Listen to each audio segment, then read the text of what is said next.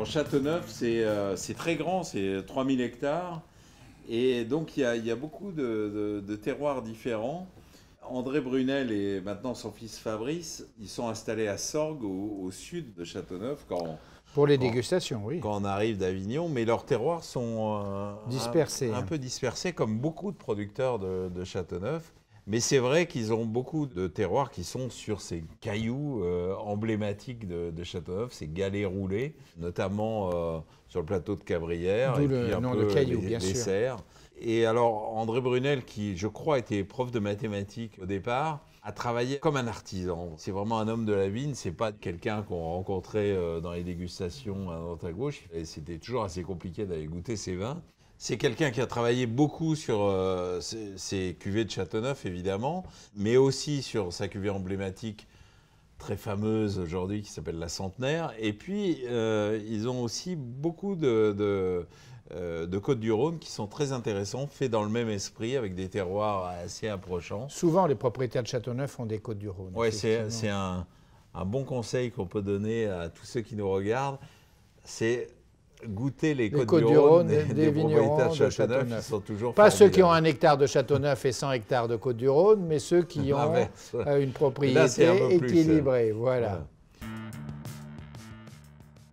Bon, alors à Châteauneuf, évidemment, la grande affaire, c'est le rouge, mais on fait des très bons blancs. On arrive à plus de 10% de blanc maintenant, oui, à Châteauneuf. Voilà, il y a un bel arôme, c'est très classique. On voit que c'est un Châteauneuf artisanal. Il n'obéit à aucune mode, mais il est fait avec finesse, précision. Moi, ce que j'adore dans ces bons Châteauneuf, c'est quand même l'ampleur du vin. C'est vraiment, il y a un confort de bouche, une générosité. Et un beau fruit. Mais en même temps, beaucoup de fraîcheur. C'est vraiment la fraîcheur et le fruit et la générosité qui s'expriment parfaitement. En rouge, bon, c'est évidemment du Grenache très majoritairement. Sur des terroirs, alors il y a notamment les terroirs des serres qui sont vraiment un des beaux terroirs du sud de Châteauneuf. Et puis il y a aussi ce plateau de Cabrières qu'on a vu tous sur les photos de Châteauneuf, ces galets roulés. Le caillou est un galet, hein. Il est gros comme ça, le caillou. C'est un gros caillou. Bon, voilà. Un vrai, on peut dire, gros caillou, là.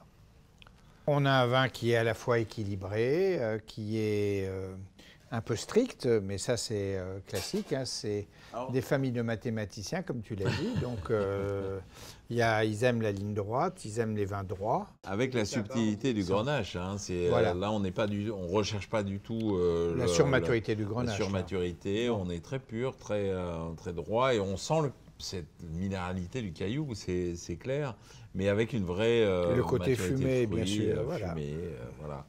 Ça appelle la table, c'est vraiment le vin de gastronomie par essence. Des viandes divers, des viandes de chasse, aussi bien à poil qu'à plume. Voilà. Ça digère aussi les épices. Hein. On a envie d'un peu d'imagination avec ce vin-là.